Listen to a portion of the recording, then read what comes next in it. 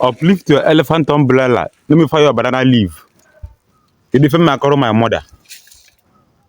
Kedu ife m akọrọ my mother?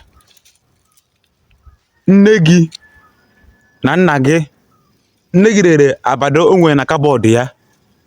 Nna gị ree ala o nwere atụkọlọta ego. O wee die ego akwụkwọ ka ị gaa akwụkwọ mee ha proud.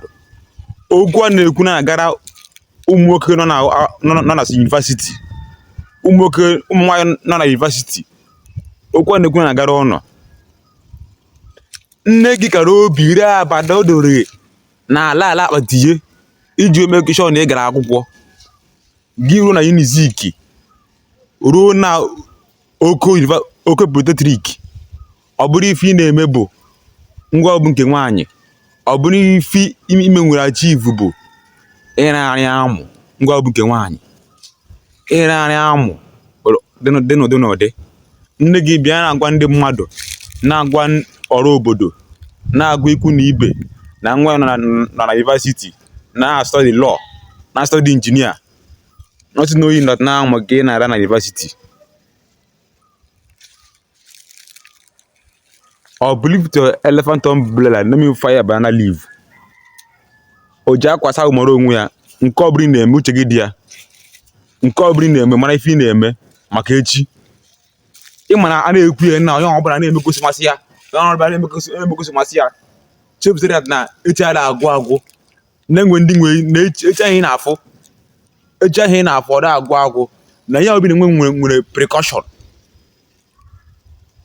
Ịfụ na nna gị kara obi ree ala ya, nne gị aka obi ree akwa ọdụ na wardrobe ye iji wee fene kara school.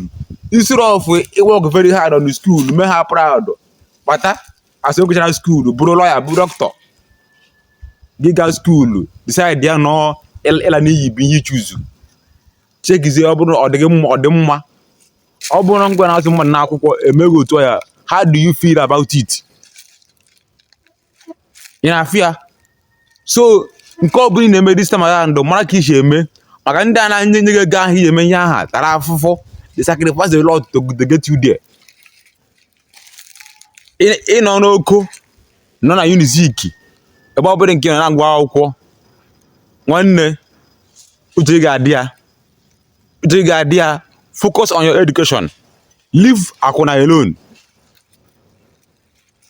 Ka nne gị na nna gị hapụ inwe mwute na spend millions n'ụzọ gị na akwụkwọ.